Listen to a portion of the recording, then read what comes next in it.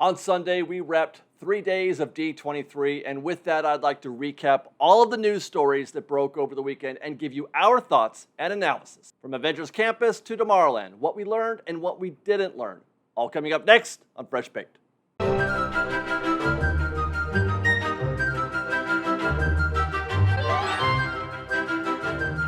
Hi guys, David here with Fresh Baked, and believe it or not, I survived this past weekend. 4 days. In 4 days, we did 3 days of D23, Halloween Horror Nights, and Oogie Boogie Bash. I feel great, and I'm ready to talk about everything that happened over the weekend. We got a lot of videos planned for you. We're going to start with our thoughts, our analysis of those announcements that were made during the D23 Parks panel. We did do a live reaction video that was a lot of fun, and it gave a brief look at our thoughts on the news from that event. But I've got a lot more thoughts and analysis, and that's really what we're going to be doing today, is we're going to be analyzing in depth some of those things that we've talked about or that were discussed in the Parks panel. Let's get started. We'll start with the Mandalorian and Grogu. They were brought out on stage, and it was confirmed that we'll be able to meet the pair starting sometime in November. I must say, Mando looks pretty good, and I like how they were able to find a way to include Grogu, particularly when you realize he's an animatronic. Mando has an animatronic in his pocket. Is there any other character at a Disney park that can do this, that has done this? It's a pretty big deal, in my opinion. It's probably something that's going to be taken for granted or overlooked by some guests. But I wanted to observe it here because I do think that this is an exceptional bit of Imagineering. I don't know how easy. They said that they had been spending a lot of time working on this, and that explains why. Some folks were wondering what could have taken so long. It's just a costume. It's a Mando costume. That's easy. It is, probably. The costume looks great. But the hard part is being able to walk around with an animatronic in your pocket. That's pretty cool. And the expectation is that they're both going to talk, both Mando and Grogu. We heard a little bit of it during the Parks panel. Most likely in the same way that we've seen Stormtroopers talk so far at Galaxy's Edge, which, by the way, I have to say is also, that's getting better and better as time goes by. It's been a couple years now. They've really, every time I go through there, I'm on the verge of having an actual conversation with a Stormtrooper. It's pretty cool. So a tip of the cap to Disney for not only this technical achievement, but for also giving guests something that they have been asking for, that they have wanted. Clearly, there has been demand for a Mando meet and greet at Galaxy's Edge. By the way, it's worth noting that the Mandalorian series takes place 9 ABY, 9 years after the Battle of Yavin, which is about 20 years prior to the events of Force Awakens in the Star Wars timeline. I mention this because it moves us just a little bit closer, or maybe a little bit further away, from the insistence, Disney's insistence, that everything that's happening in Galaxy's Edge exists during the timeline of the sequel trilogy. We are now firmly set, with Mandalorian being there, we are now firmly set 20 years prior to the events of Force Awakens. Now, this was also the case with Boba Fett and Fennec, but the Mandalorian is a much bigger property, a much bigger presence in the park, so I do feel like this is a very nice gateway to getting other characters that we want in Galaxy's Edge, like Darth Vader or Luke Skywalker. If we're okay with 20 years, then we should be okay with 40 years. All right, speaking of meetable characters, next we've got this. That's the Hulk in his Endgame time-traveling suit. Now, the idea of a meetable Hulk character in Avengers Campus is outstanding. I love this idea. I think it's a great idea to get Hulk in the parks. I love it, and I think everybody else is going to love it too. And actually, when I was reminded of the Project Exo suit that was in the Dreams Pavilion at D23, I saw that. I'm like, oh my gosh, that's right. This is totally a Hulk suit. I wonder if they're going to be bringing that to the parks anytime soon. Well, as it turns out, the answer is a firm and resounding yes. That's why it was in the pavilion. And it turns out it's going to happen next week, okay? I thought he was joking at first when he said this in the panel, but next week, Hulk is ready to go, apparently. So I don't know exactly when, but I would guess sometimes in the next, 10 days or so, you can meet the Hulk in Avengers Campus. So that's exciting, no doubt about it, but I'm sure there's going to be a few of you out there who have got some questions or some concerns, like, why the Endgame time-traveling suit? I mean, I think we can all agree that the Hulk that we want is the full green body Hulk with the ripped shorts and all that stuff. I mean, that's ideally, I think, what everybody would want. But there's one problem with that. If they did that, if they made a full green body Hulk in his shorts, just like the standard, imagery that we all think of, then he couldn't talk. In order for the Hulk to exist, like the way that we've seen with the Project Exosuit, he has to be a fully costumed character, head and all. He can't be a face character, and we know already that characters that are in a full-body costume, they don't talk. Not unless they've got a setup, like Mondo, or the Stormtroopers, or Boba Fett. But in those cases where they do talk, even though they're in a full-body suit, they have a helmet. They've got a helmet, or some kind of mask anyway, but a helmet, which allows them to speak without guests being able to see their lips move, or I should say, their lips not moving. So therefore, if you want Hulk to talk, and I feel like you've got to have, Hulk has to talk, if you want that, then you've got to put a helmet on him. And the only fit that exists that works for Hulk in that sense is the Endgame time-traveling suit. Now, I know it's not ideal because that's not the Hulk we know and love. It's a really specific iteration of the Hulk character, but it's something that we're probably going to have to accept if we want to meet Hulk and also hear him talk. Someday they may be able to do that. I don't think we're anywhere close to that, but I mean, I think along a timeline, that might be a thing. But for now, I think we'll have to accept Hulk with a helmet on. The other concern that people might have is that he didn't exactly move too smoothly. The legs look good when walking around. He looked okay there, but his arms were a little stiff. Hard to explain, but it looked like he was inflated. It actually reminded me of Baymax, the one we met years ago in Tomorrowland when Big Hero 6 first came out. He looked cute as heck, but he didn't move around very well. He was actually literally just an inflated suit. The suit was just inflated. But having said that, I feel like this is a very acceptable version of the Hulk, if for no other reason, his sheer size. If you saw him in the video, then you could see that the Hulk he had to be twice the size of Josh D'Amaro. So just seeing that, being able to meet a character of that scale, that's going to be really, really cool. I was thinking just now how far back people are going to have to stand in order to get whoever they're shooting in the same picture with him. He could get cropped out. You do this thing in landscape, he won't even be in frame.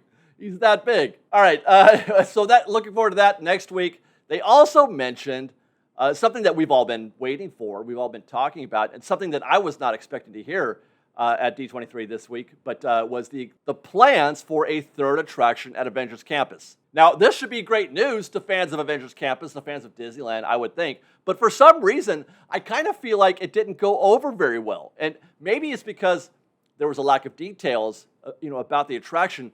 But it's sort of, everybody who was talking about, or talking after the Parks panel, they said it was kind of a disappointment. The Parks panel was.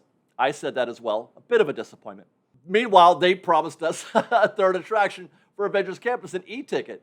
So, I mean, that's kind of newsworthy, I think. Like I said, I think it's just there was so little information that we kind of feel like, yeah, we'll see.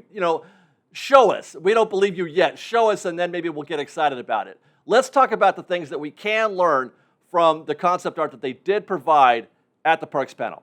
First and foremost, as I had figured in previous conversations about a new Avengers Campus e-ticket, they have scrapped the initial concept, the one that was revealed, years ago, pre-COVID. That concept was described by some as something like, kind of like Flight of Passage in Pandora over at Walt Disney World. This concept art looks nothing like that. The vehicle in this concept art is more like the one you might see on Rise of the Resistance or Runaway Railway. 4 wide, looks like 3 rows deep, so it's a car. It's not Flight of Passage, and it's definitely not a roller coaster. Those are typically 2 wide. So this is a car, which to me suggests something that is trackless. It's a car, probably, that's why I think Rise of the Resistance or Runaway Railway. And it's also most likely going to be screen-based and very likely a simulator for a number of reasons that we'll get into in just a minute. The other thing that we'll notice from the concept art is that they have intentionally added animated characters. Captain Carter from What If, Hydra Stomper from What If, and Spider-Man from Freshman Year. In fact, per Kevin Feige, in this new attraction, you're going to be able to battle alongside all of the Avengers against all of the foes from anywhere, from every win. Every win, that's very clever. He means the multiverse. They're talking about this thing could be existent anywhere at any time, this attraction. And unfortunately, from my perspective, that screams to me, screens, projections, and probably a simulator of some kind. I don't think you can do the things that they're talking about without it. It just simply can't be done. Even like Rise of Resistance is almost entirely practical effects, but you can't do all those different things with just practical effects. There's a few, accents on Rise that are screens, but the gist of that attraction is practical. And then there's the building itself. They're again suggesting that it will be behind Avengers headquarters, backstage, behind Mission Breakout. Now there is space back there, but it would be kind of a tight fit for something along the same scale as the others that we just mentioned. There's roughly 2.5 acres, I would say, behind Mission Breakout. There's roughly 2.5 acres behind the Avengers headquarters and Mission Breakout. And that building right there, that's for the red car trolley. That's got to stay. And obviously, you need room backstage for Mission Breakout as well. And then also, my assumption is that they're going to want to keep those structures there along Harbor Boulevard, which leaves us with this space. By comparison, the Runaway Railway building is just over 2 acres, but its queue exists both in the building and then out in Toontown proper. Rise of the Resistance is nearly 3 acres, but that includes the show building, which is all show, plus that exterior queue. I mention this because I'm not sure where you would put a queue for this new e-ticket. They've used all of the available space inside of the Avengers Campus proper. That's all taken. So I feel like they have to include at least the bulk of the queue for this new attraction inside whatever show building that they build, which means you now have less space for the actual attraction. If you have to share just over 2.5 acres with the ride and the queue, I don't know how much space a queue would take. I suppose they could probably figure some clever way, to do it. But I'm thinking maybe 2 acres for the actual attraction, which again would put that on par almost with Runaway Railway. But it would be a lot easier to do that if the attraction that they build is not a big attraction, something more along the lines of, let's say, Smuggler's Run or like a traditional simulator. Smuggler's Run, by the way, that big building, it's big, but most of that is the queue. Most of that building is the queue. The actual turntable that exists for all of the Millennium Falcons, that's just a small portion of that building. But having said all of that, this is barely concept art. This is just an idea. It's a thought. It's a what if. They really should have called what if. Speaking of what if, and the what if characters in there that feature in that art, they should have called the whole panel "What If Disney," because that was a running theme throughout this presentation, which we're going to get into a little bit more later on. Anyway, we know nothing about this attraction. They said very little. They probably don't even really have an idea of what it is they're trying to build or when that might be. This is really just Disney trying to keep us interested while Universal is building Epic Universe down the way from Walt Disney World in Florida. With that, let's talk next about something that I thought was completely unexpected. Well, I don't think anybody saw this coming. They're turning the Pacific Wharf into San Fransokyo from Big Hero 6. Per Josh D'Amaro, there will be food and shopping and a Baymax meet and greet. Couple things. First, I love the imagery of San Fransokyo. It was one of the things that I loved most when Big Hero 6 first came out and I saw the concept art and the trailer and I saw that. I loved the way that they set that up. I love the idea of San Fransokyo. I thought it was great. I also love Baymax. He is probably one of my most favorite Disney characters of all time. I want Baymax to be my friend. I think he's a great, great role model. Wasn't a big fan of the movie, though. I've mentioned that, but that doesn't really matter here. I'm here for the imagery. So I think it's great what they're doing here, even though I object to them putting an IP on everything. I really kind of want to see this. So I hope this works. I hope we get to see some of that San Fransokyo energy come alive at the Pacific Wharf. Now, as for observations, if they're going to include shopping, which doesn't exist right now at the wharf, then something's got to go. At first glance, Lucky Fortune, that could easily exist with no change whatsoever. That could easily transform from Pacific Wharf to San Fransokyo. The Bodine Bakery Tour as well. No changes needed there at all. It fits right in. And we can even see in the concept art that the Pacific Wharf Cafe looks exactly like it does now, at least structurally. There are no changes at all to the structure of the Pacific Wharf Cafe. Now that leaves Cocina Cucamonga. That's the outlier here, except it's also still in the concept art. Look at that. It literally, Cocina Cucamonga, right there. So that strikes that possibility. Meanwhile, if we go back to the Pacific Wharf Cafe, it's now the Lucky Cat Cafe. So you gotta figure there's no chance they'll put the Lucky Cat Cafe right next to the Lucky Fortune Cookery, which means Lucky Fortune is probably the odd man out in this situation, I believe. As for Baymax, you probably don't need a lot of space. He could just pop up anywhere. But if they do need space, if they need to figure out, because you're going to have to queue people up, and you don't want to, my goodness, there are so many tables at the Pacific Wharf. You are kind of limited to where you can put him. Now, you can't, I thought maybe the fishing net area, but a queue there would be in the way of all the guests eating. Rita's, I don't like Rita's as a location. You could take Rita's out, but that too is kind of in the way of all the other tables that are around it, which leaves, again, just one. And I feel like that's probably going to be the Pacific Wharf Distribution Company where you get your beer. That's a little pop-up stand that you could take out, put Baymax in that corner back there, and it could supply, the queue could run back towards Radiator Springs Racers. So that's my most logical understanding of how things will work. But otherwise, don't expect like a major reskinning of this area, except for, obviously, the much bigger scale Golden Gate Bridge, which isn't exactly a Golden Gate Bridge, but it's supposed to evoke that. But they're going to make the bridge bigger, I think, which, I guess that's cool. That's neat. But other than that, the changes that you're going to find at the Pacific Wharf are mostly going to be cosmetic to transform it a little bit without having to make major structural changes to any of the restaurants or any of the buildings at all. And that includes, I think, I know everybody's going to say the Bodine Bakery Tour, but I actually believe that that's going to survive this, which is kind of cool because I love small little things like that. I think it's a great way to cycle guests, gives people something to do while they're trying to kill time. I like the bakery tour. All right, and perhaps the least shocking news revealed at the Parks panel this year was that Disney has officially changed the name of the Paradise Pier Hotel. It's currently under construction or under remodel. It's going to be converted to a Pixar-themed hotel. The Paradise Pier Hotel is going to become the Pixar Place Hotel. Shocked. And they're also getting a Nemo-themed splash pad at the pool. An announcement that we actually predicted fairly well in our run-up to D23 was that Magic Happens is confirmed to return to Disneyland as a daytime parade sometime in 2023. I'm expecting, they didn't say, but my expectation is February or March, something that will coincide with the launch of the 100th anniversary that they're going to be doing for the Disney company. We're also getting a new fireworks show for Disney's 100th, Wondrous Journey. Same for a new World of Color show, 1. That's what we're going to call it, World of Color 1.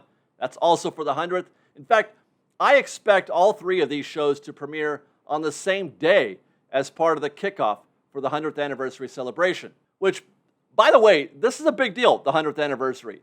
And I'm kind of wondering, are we going to get, the Disneyland 60th anniversary kind of energy, which was significant, by the way, it was great. Or are we going to get Walt Disney World 50th type of energy, which by the reports that I've heard, maybe not so great. Hoping for the former, of course, because like I said, the 100th anniversary, that's huge, that's big.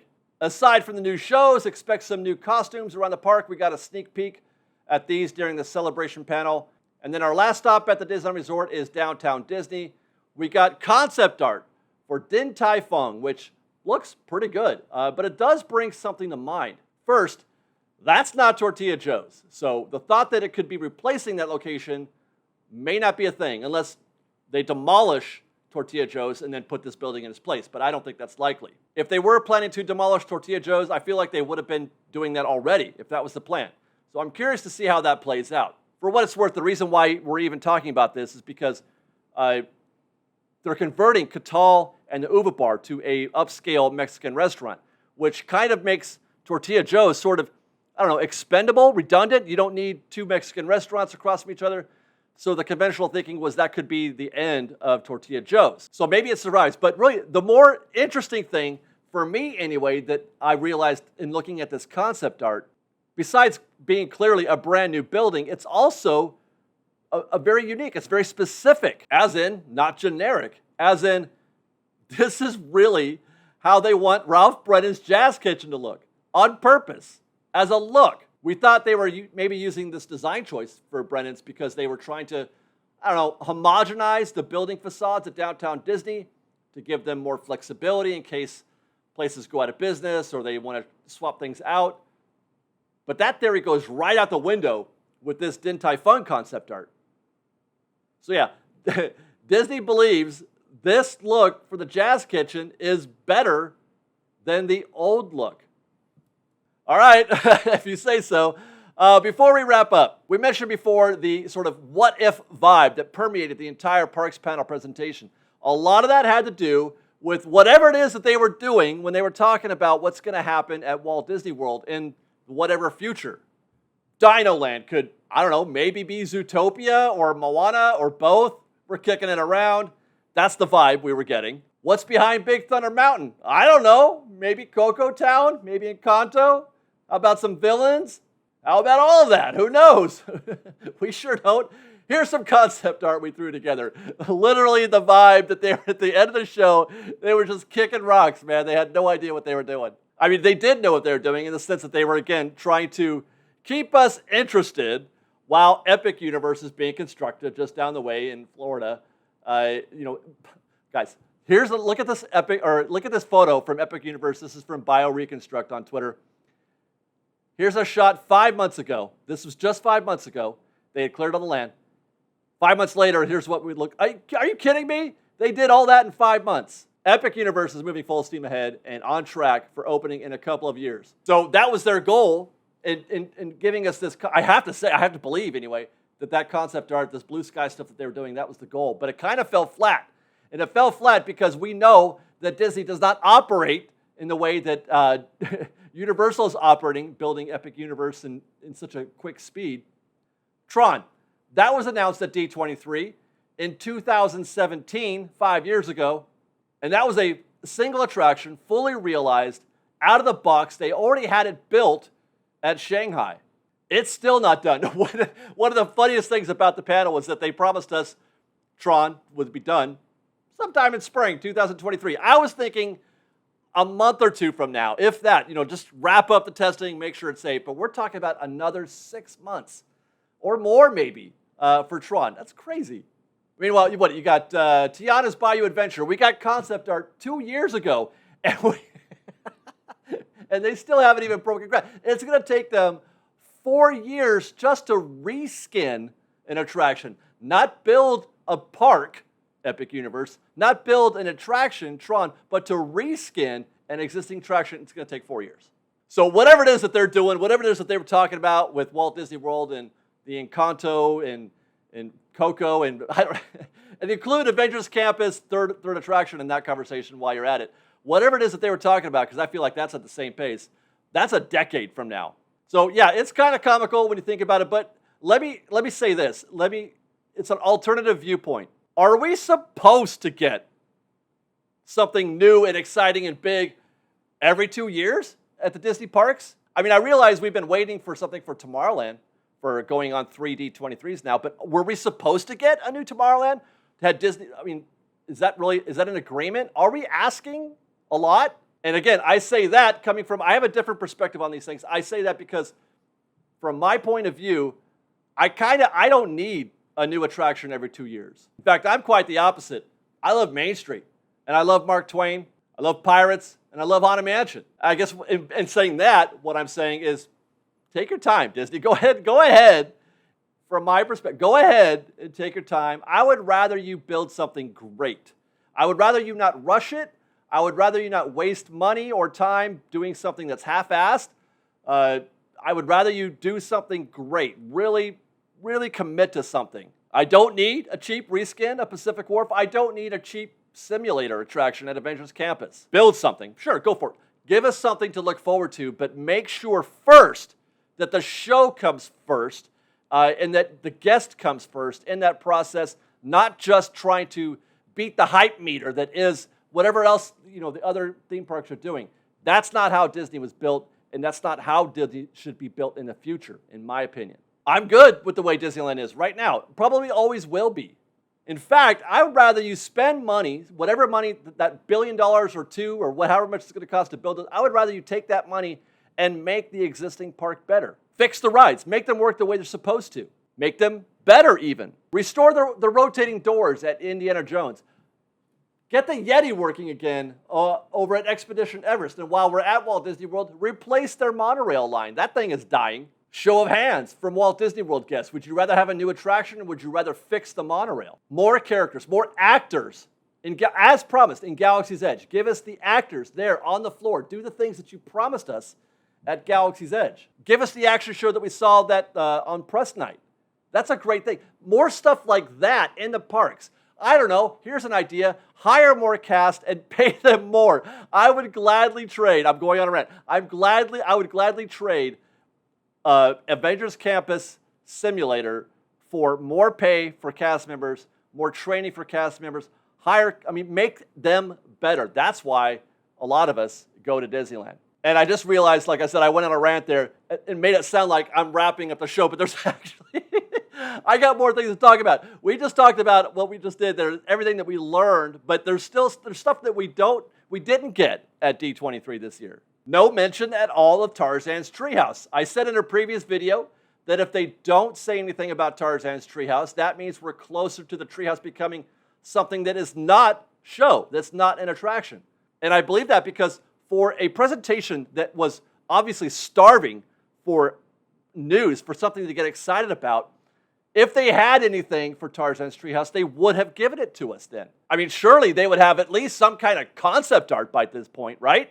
We would have got that at least. The silence on the Treehouse is very concerning, at least for those of us who want a show, an attraction in that space, rather than something that, as we mentioned before, that is more toward, it's a revenue-generating type situation, which, by the way, I mentioned them doing some kind of reserved seating, like special access for Club 33. You can't watch the show from the top of the tree. I've been informed. You can't see either the fireworks show or Fantasmic from the top of the tree. It can't happen. So I don't know what they're doing. But it sure doesn't sound like whatever it is, it's going to be an actual attraction. At least it doesn't. Why would they not say anything at D23? If that was the plan, that's the perfect time to say, hey. Because they gave us some less impactful news in that panel, less interesting than what could be happening at Tarzan's Treehouse. Also, no word on magic bands. Nothing was spoken about magic bands for Disneyland, but I'm not worried about that. They're definitely coming. Just got to stay tuned for that. No word on Magic Keys. Again, I wasn't expecting anything for Magic Keys either. And of course, no word on People Mover or Tomorrowland. And that's not a good sign at all, in my opinion. Now, I say that only in retrospect to having seen what they did give us, which included a bunch of blue sky, things that were, a decade or more away, things that they're just thinking about. They're kicking around and Imagineering. We got a bunch of blue sky for that. We didn't get anything for Tomorrowland.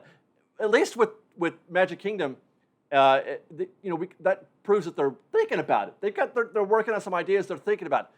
Nothing. They're not even thinking about Tomorrowland. At least that's the impression that I get. If they were thinking about it, again, just like Tarzan's Treehouse, if they were thinking about it, they would have had some sort of slapped together concept art to appease us. They don't necessarily, just to appease us. We mentioned this in a podcast a while back. I don't even care if it's just some crazy concept art. Let us know that it's in your mind and give us the blue sky concept art. And that's why they did the thing for Magic Kingdom and Walt Disney World, but they didn't do that. They didn't do that for Disneyland. They didn't do that for Tomorrowland.